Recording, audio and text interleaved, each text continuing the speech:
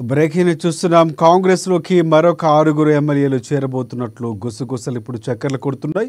BRS ఎమ్మెల్యేలు అరికెపూడి గాంధీ, వివేకానంద, మాధవరం కృష్ణారావు, సుధీర్ రెడ్డి, బండారు లక్ష్మారెడ్డి, రాజశేఖర్ రెడ్డి సెక్రటరియట్లో మంత్రి శ్రీధర్ బాబుతో భేటీ అయ్యారు. వీరిలో అరికెపూడి గాంధీ, వివేకానంద, కృష్ణారావులకు గతంలో టీడీపీతో అనుబంధం ఉంది. సుధీర్ రెడ్డి, లక్ష్మారెడ్డిలకు గతంలో కాంగ్రెస్తో అనుబంధం ఉంది. 6 ఎమ్మెల్యేలు ఒకేసారి ప్రభుత్వంలో కీలకమైన మంత్రిని సెక్రటరియట్లోకి కలవటం ఇప్పుడు పొలిటికల్ వర్గాల్లో చర్చనీయాంశంగా మారింది. కాంగ్రెస్ నుంచి అన్ని రకాల హామీలు లభిస్తే నేడో రేపో ఇక ఆ ఎమ్మెల్యేలు కూడా అస్తం గూటికి చేరుకోబోతున్నట్లు తెలుస్తోంది. అభివృద్ధి కోసమే తాము మంత్రిని కలిశామని సదరు ఎమ్మెల్యేలు చెబుతూ ఉన్న చేరికలపై వస్తున్న వార్తలు వారు ఖండించకపోవడం ఈ ప్రచారానికి మరింత బలాన్ని చేకూర్చినట్లయింది. మరోవైపు ఆయా ఎమ్మెల్యేలు శనివారమే సీఎం సమక్షంలో పార్టీలో చేరాల్సి ఉందని కూడా ఇరు రాష్ట్రాల ముఖ్యమంత్రుల మీటింగ్ నేపథ్యంలోనే వాయిదా పడిందనే వార్త ఇప్పుడు చక్కర కొడుతోంది. వారు ఏ క్షణమైనా పార్టీలోకి రావచ్చని చెబుతుండడం గమనార్హం.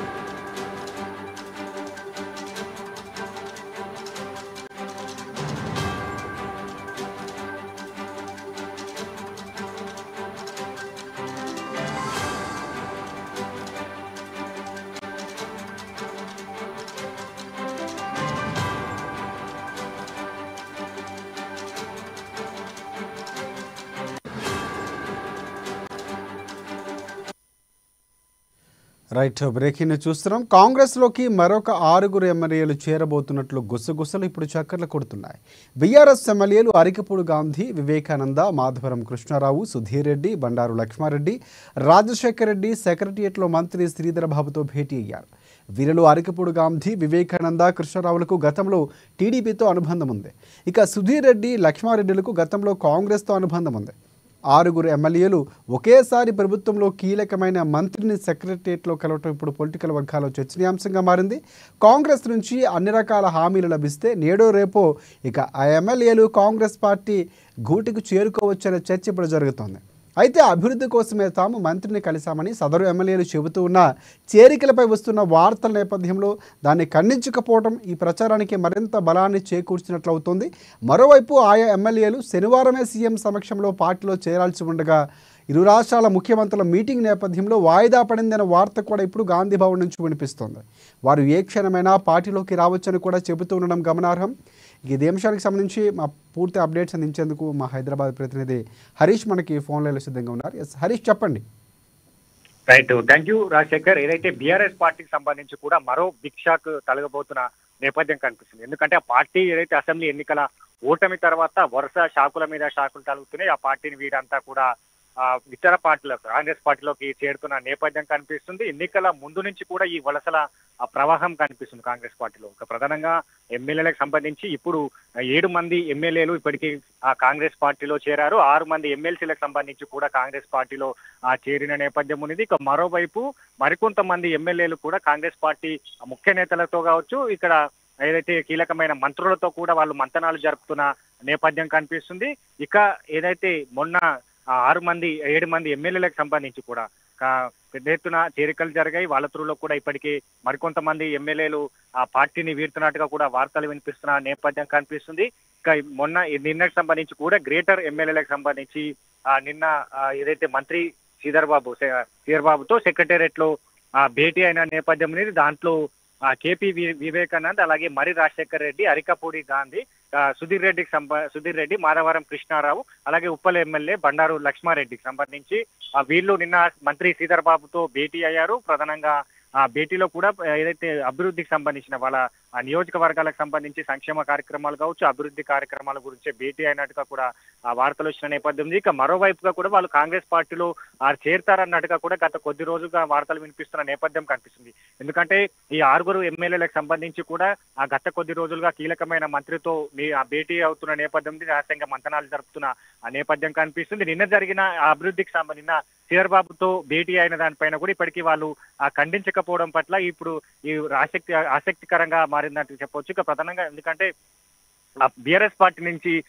ఎవరు ఎప్పుడు పార్టీ వీడతారా, ఎప్పుడు కారు దిగేది కూడా అక్కడ నేతలు కూడా గ్రహించలేకపోతున్న నేపథ్యం కావచ్చు. ఇక పార్టీ అసెంబ్లీ ఎన్నికల తర్వాత కావచ్చు, లోక్సభలో 1 సీటు కూడా సంపాదించలేకపోయిన ఆ నేపథ్యం కావచ్చు. ఇప్పుడు కాంగ్రెస్ పార్టీకి సంబంధించి కూడా కీలకంగా ప్రజాపాలన ఆకర్షితులమై మేము కాంగ్రెస్ పార్టీలో చేరుతున్నాం అన్నట్టుగా కూడా ఇప్పటికే చేరిన మంత్రులు, ఎమ్మెల్సీలు కూడా చెప్తున్న నేపథ్యం కనిపించింది. ఇక నిన్న ఈ భేటీ సంబంధించి కూడా నిన్న ఏదైతే ఈ 6 ఎమ్మెల్యేలకు సంబంధించి కూడా హాట్ టాపిక్ గా మారింది. ఎందుకంటే మొన్న బీఆర్ఎస్ పార్టీకి సంబంధించి కూడా కీలక సమావేశం నిర్వహించారు. ఆ సమావేశానికి సంబంధించి కూడా గ్రేటర్ సంబంధించిన ఎమ్మెల్యేలు కావచ్చు, కౌన్సిలర్లు, ఎమ్మెల్సీలకు సంబంధించి వాళ్ళు కీలకంగా వాళ్ళ సమావేశం నిర్వహించుకున్న నేపథ్యం. దాంట్లో ఈ 6 ఎమ్మెల్యేలకు సంబంధించి కూడా ఆ సమావేశానికి కూడా హాజరు కాలేకపోవడం కావచ్చు, నిన్న జరిగిన జిహెచ్ఎంసీ కౌన్సిల్ సమావేశానికి సంబంధించి కూడా హాజరు కాకపోవడం సంబంధించి కావచ్చు. పూర్తిగా ఆ పార్టీ మారుతారన్నట్టుగా కూడా కీలకంగా వినిపిస్తున్న నేపథ్యం అనేది. వాళ్ళతో పాటుగా ఇప్పటికీ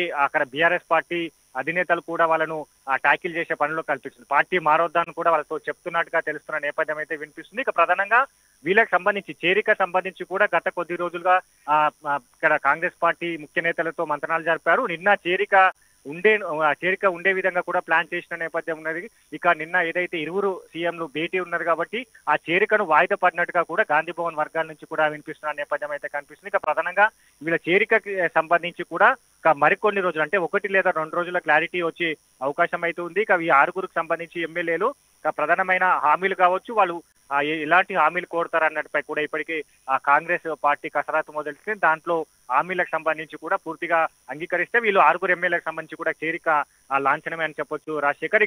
ఇంకా 2-3 రోజుల్లో కూడా మరికొంతమంది ఎమ్మెల్యేలు కావచ్చు, మరికొంతమంది ఎమ్మెల్సీలు కూడా కాంగ్రెస్ పార్టీలో చేరే అవకాశం కనిపిస్తుంది. ఎందుకంటే ఇప్పటికీ 6 ఎమ్మెల్సీలు కాంగ్రెస్ పార్టీలో చేరారు. ఇక శాసన మండలిని విలీనం చేసే దిశగా కూడా కాంగ్రెస్ పార్టీ వ్యూహాలకు పదును పెడుతుంది. కాబట్టి మొత్తంగా బీఆర్ఎస్ ఎల్పీని కాంగ్రెస్ పార్టీలో విలీనం చేసేందుకు ఇప్పటికీ దాని వ్యూహాలకు పదును పెడుతున్న నేపథ్యం కావచ్చు, ఆ దిశగా కూడా అడుగులు వేస్తున్న నేపథ్యం. రైట్. ఇక్కడ హరీష్, ఇంకోటి ప్రధానంగా అంటే 6 నెలల్లో కొత్తగా ఏర్పడిన కాంగ్రెస్ ప్రభుత్వం కూలిపోతుందని గతంలో పదే కేసీఆర్, హరీష్ రావు, కేటీఆర్ లాంటి నేతలు చెప్తున్నటువంటి పరిస్థితి. ఇప్పుడు 6 సింబల్ చుట్టే రాజకీయం మొత్తం నడుస్తుంది. ఒకేసారి 6 మంది ఎమ్మెల్సీలు జాయిన్ అవటం కానీ 6 నెలల తర్వాత పూర్తిగా కాంగ్రెస్ పార్టీ ప్రక్షాళన మొదలుపెట్టింది. ఆపరేషన్ ఆకర్షణలో భాగంగా పూర్తిగా 6 సంఖ్యతోనే చుట్టూ, అందుకే ఇప్పుడు 6 కలిశారు. ఇది కూడా చర్చనీయాంశంగా అవుతున్నటువంటి పరిస్థితి. సో దీనికి సంబంధించి ఏమైనా బీఆర్ఎస్ పార్టీకి సంబంధించి అధినేత కేసీఆర్ అడ్డుకట్ట వేసే అవకాశం, వారితో మాట్లాడే అవకాశం కనిపిస్తుంది. ఎందుకంటే ఇప్పటికే వార్తలు చక్కలు కొడుతున్నాయి, వరుసగా జాయినింగ్ జరుగుతున్నాయి. కానీ ఇక్కడ ఎవరు ఊహించట్లేదు ఎవరు ఎప్పుడు జాయిన్ అవుతారు.